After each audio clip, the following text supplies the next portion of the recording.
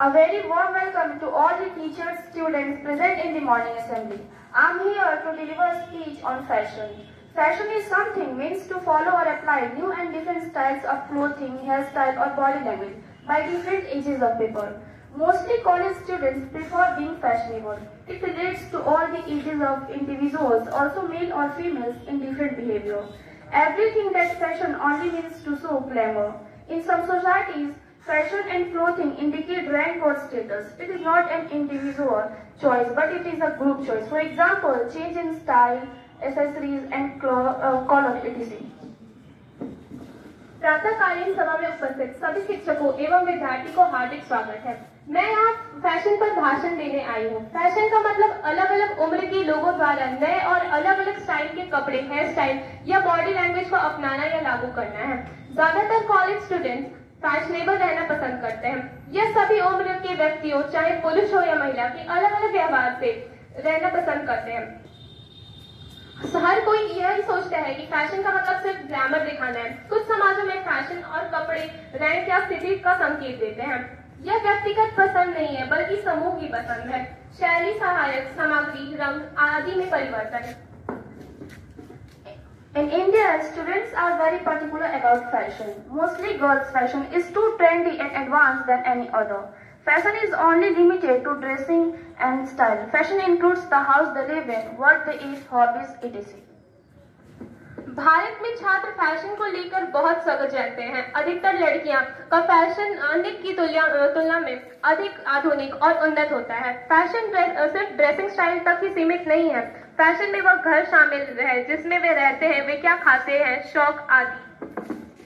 People always try to dress in the latest style. They care so much about the outsider that they don't have time to get into their inwards. They visit beauticians, come only for facial, but never visit libraries. There has to be the right balance between being fashionable and what is good for the people. लोग हमेशा latest style के कपड़े पहनने की कोशिश करते हैं। वे अपने बाहरी लोगों की इतनी परवाह करते हैं कि उन्हें अपने भीतर जाने का समय ही नहीं मिलता। वे आमतौर पर फेशियल के लिए ब्यूटिशियन के पास जाते हैं, लेकिन पुस्तकालयों में कभी नहीं जाते। फैशनेबल होने और लोगों के लिए क्या अच्छा है के बीच सही संतुलन होना चाहिए। Source of fashion. In India, people are affected and inspired by Western culture in the matter of fashion. Fashion comes from these four major cities in the world. These are New York, London, Paris and Milan. These cities crowd fashion weeks here where top designers apply. These cities show their new collection on the top models worldwide. Fashion के स्रोत। भारत में fashion के मामले में लोग पश्चिमी संस्कृति से प्रभावित और प्रेरित थे। फैशन दुनिया के इन 4 प्रमुख शहरों से आता है। ये हैं न्यूयॉर्क, लंदन, पेरिस और मिलान।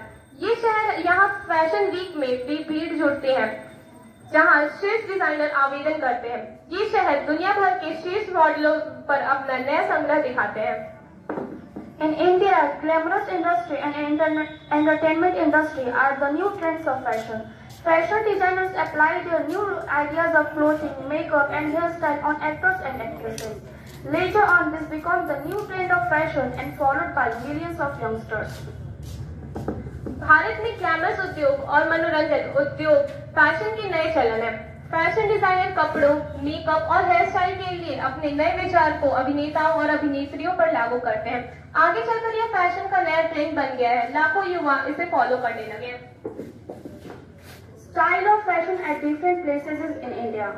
In India, basic fashion follows in the different cultural outfits of different states. A number of cultural fashion trends of major states are in North India. Sari and salwar suit are preferred by girls and women.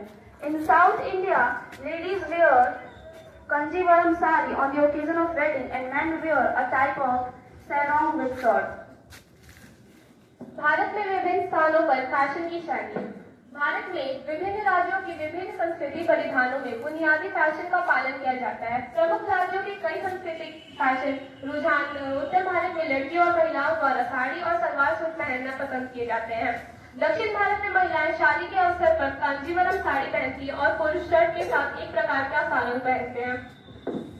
In Punjab, a salwar suit is the wear of girls and women, and men wear a pathani suit with a colorful turban, etc.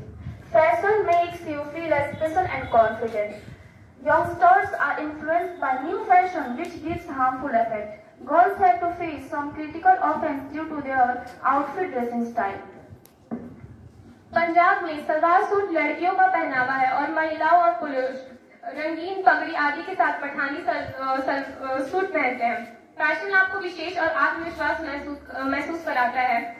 युवा नए fashion से प्रभावित हो जाते हैं जो कि हानिकारक प्रभाव डालता है। लड़कियों को अपने अनफिट ड्रेसिंग स्टाइल के कारण कई गंभीर अपराधों का सामना करना पड़ता है।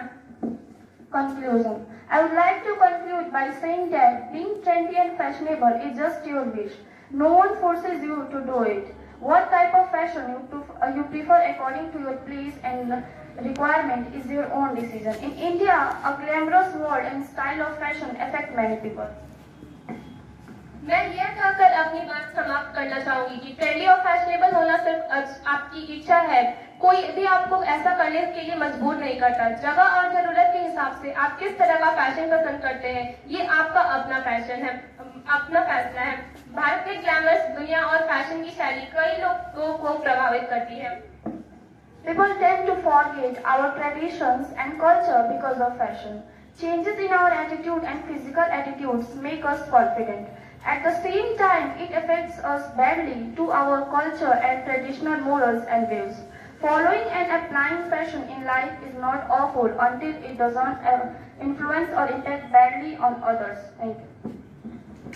लोग फैशन के कारण हमारी परंपराओं और संस्कृति को भूल जाते हैं।